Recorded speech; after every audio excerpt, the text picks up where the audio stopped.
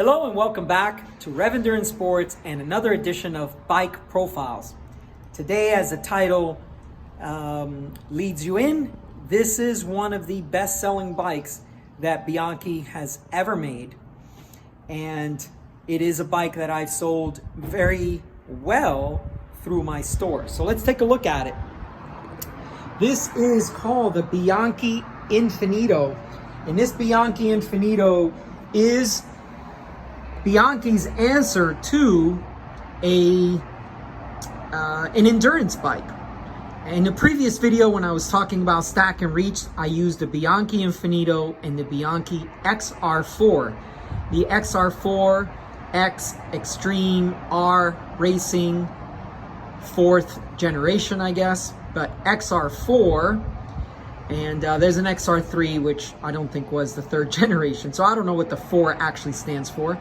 And then you have this Bianchi Infinito being their endurance bike. So you have a taller head tube, and I can't remember off the top of my head, but it's at least 2, possibly 2.5 centimeters taller. And if you don't know what a head tube is, this is the head tube here, right? So from this line here where the fork is shown up to this part just underneath this cap. So stack and reach are measurements that talk about the head tube height and how far of a reach it is from the center of the bottom bracket to the center of the head tube. Okay, so this particular bike is equipped with Ultegra Di2, the 8070 series. So we see that here, 8070 series shifters, nice stock bar that came with this. Now, this comes with an aluminum cockpit, so you have the handlebar and the stem are both aluminum, and then you have your a carbon seat post here, right? So anyway, so we have the Di2 A junction right here, and that's where you do all of your adjustments. One day I need to do a video on that as well. It is a disc brake bike, so you can see there. And in this case, this particular customer needed front and rear brake pads, and so I put in the MTX pads because I find them superior to the Shimano finned pads. I just don't think they're that great. And I ride these MTX pads myself. So we have hydraulic disc brakes. That's common with a Di2 group, of course. Then we work our way back. We have a Ultegra crankset. Now this customer, and I've talked about this in a previous video when I talked about chain rings, crankset combinations, triple, double, and 1x.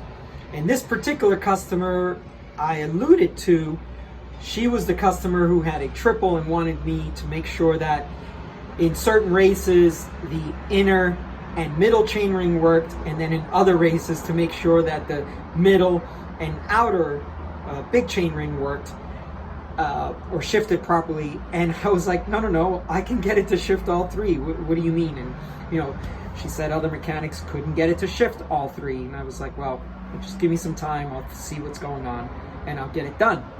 All right, so we have a 5034, which was the best conversion that we could make from her triple crankset.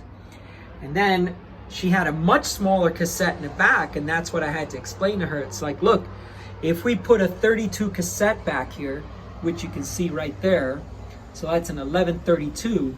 If we use an 1132, then we should be able to get most of your gearing that you had on your triple. Now her triple, I think she was running, because of the short cage derailleur, I think she was only running like an 1125 cassette. So anyway, we continue on with the Di2 rear derailleur, and then of course the 8070 brake caliper front and rear. Now this is one of these bikes with the countervail, because they then released a more affordable version without countervail. So there are Infinito models, and I don't want to take her bike apart too much, but this down here would be the logo, and I might as well just do that. So this Infinito is the CV version, and that's countervail. And on their top end frames, like the XR4 and this Infinito, and the Specialissima as well, had countervail. Now, one drawback I see about this build, so everything, and this is what I like about Bianchi, they don't mix and match components. So if it's an Ultegra build, it's full Ultegra, front to back. But these particular wheels, they have a good relationship with fulcrum. And these fulcrums are, I don't know, at least 30 something deep, but they're aluminum. So these wheels end up being quite heavy, when I would have said, hey, you know what, just go with a shallow profile aluminum wheel, or if you're gonna go this deep, if you're going to go this deep, then I would definitely switch over to a carbon wheel set. Okay, I don't want to spend too much time on this bike, but just know, oh, one more thing. So funny thing is, we spent a lot of time trying to find her a saddle for her triple, the bike that had the triple, and this stock physique saddle with this large opening and short nose saddle worked out for her. So we kept this stock saddle on there, and then we left the other saddle on her triple chainring bike, and she still rides that one from time to time. She's got that one on the trainer predominantly, so she still needs to be comfortable. And actually, I would argue you want to be really comfortable on your trainer so that you can spend some time on there. All right, well, that's all for today.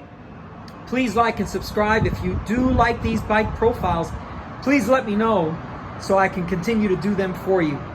Please like and subscribe, and we'll see you up the road.